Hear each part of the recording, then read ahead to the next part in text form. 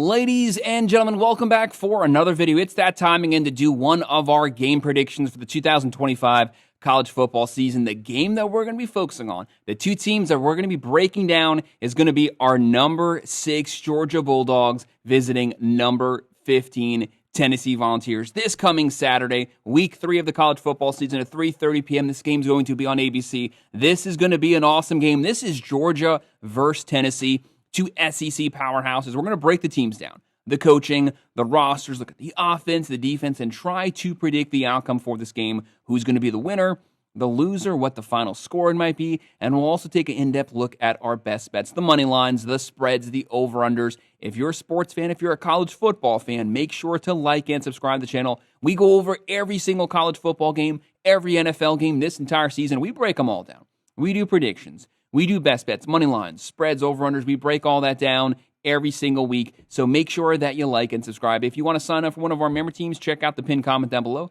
Click on that link. You can sign up there, and I would definitely appreciate it. But make sure you're subscribed and that you're following along with us. So the big matchup, one of our top 25 versus top 25 matchups we have coming up for week 3 of the college football season. Number 6 Georgia Bulldogs, 2-0.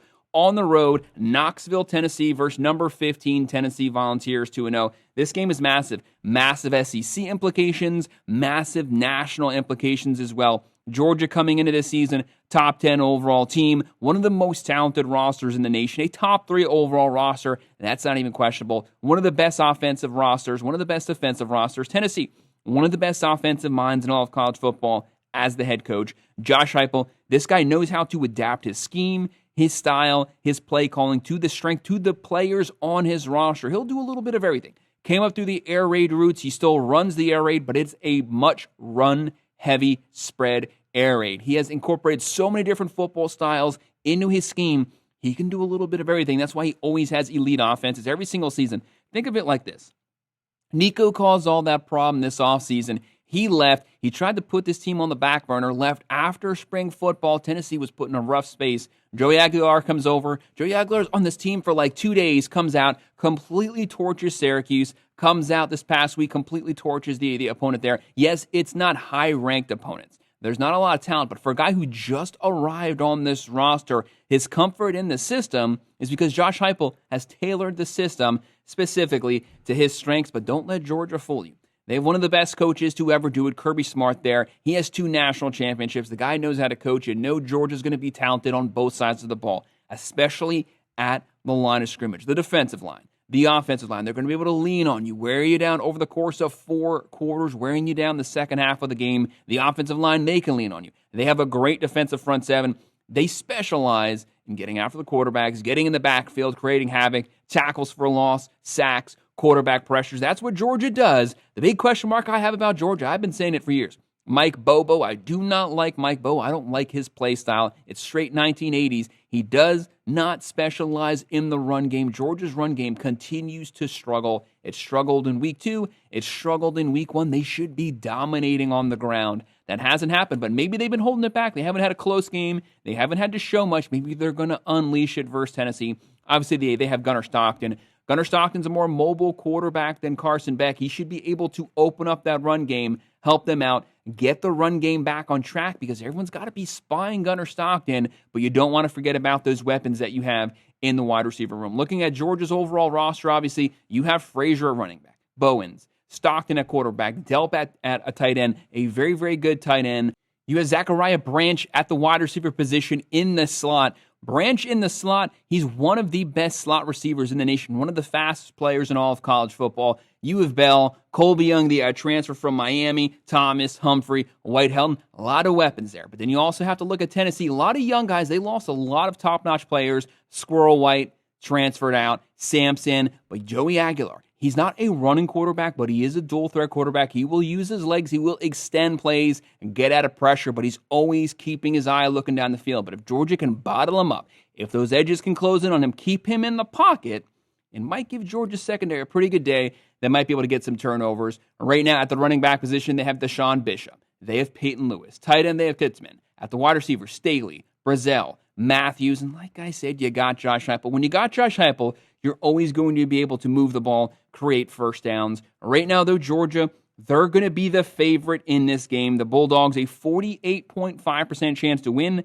The Volunteers, a 51.5% chance. Now, that's the fan vote, but the fans are letting you know that they are overwhelmingly just ever so slightly tilting in Tennessee's favor, but it's practically a 50-50 down the middle. Lets you know that this is a very evenly matched game, two great rosters. It is practically a pick'em game, but when it comes to Vegas, Vegas is going with the Georgia Bulldogs. They are 6.5-point favorites, a 50.5 over-under. Georgia's minus 239, Tennessee plus 193. The Bulldogs offense, they're averaging 36.5 points a game, throwing for 240, running for 214.5. That might not look good, but a lot of that was the Marshall game. They were not able to get the game going on the ground this past week, and they're only giving up 6.5 points a game, 140 through the air, 61.5 on the ground. Overall, great stats so far, but it's only 2 games. And then the Tennessee Volunteers, they haven't played a great competition, but they've at least played a Power 4 team when they curb stomped Syracuse week 1. Right now, they're averaging 58.5, but this is a step up in competition. You're not going to be able to walk over Georgia. You're definitely not going to come in there and score 58 points. They're throwing for 352.5, running for 252.5, giving up 21.5. They are giving up 220.5 through the air, 76 on the ground. Will their offense be able to compensate for where the defense lacks? They had a top 10 defense last season. They were great. A lot of those guys sub-transferred off. Some went off to the NFL, so they're having to replace a lot of those pieces that they've been known to have there for a while. This could be a higher scoring game. This could be a fun one. So who's going to have the advantage here? This is a very, very difficult game to call because, like I said, you can make a very strong case for either one of these ball clubs to walk away with the win. So what's going to be my prediction on this game, guys? You can call me crazy here. I would understand it. We'll know a lot more about these teams as we get closer to game time, but right now, looking at this matchup, I think it's going to be a fun one. I think it's going to go down to the fourth quarter, but I think ultimately the Tennessee Volunteers are going to walk away with the win.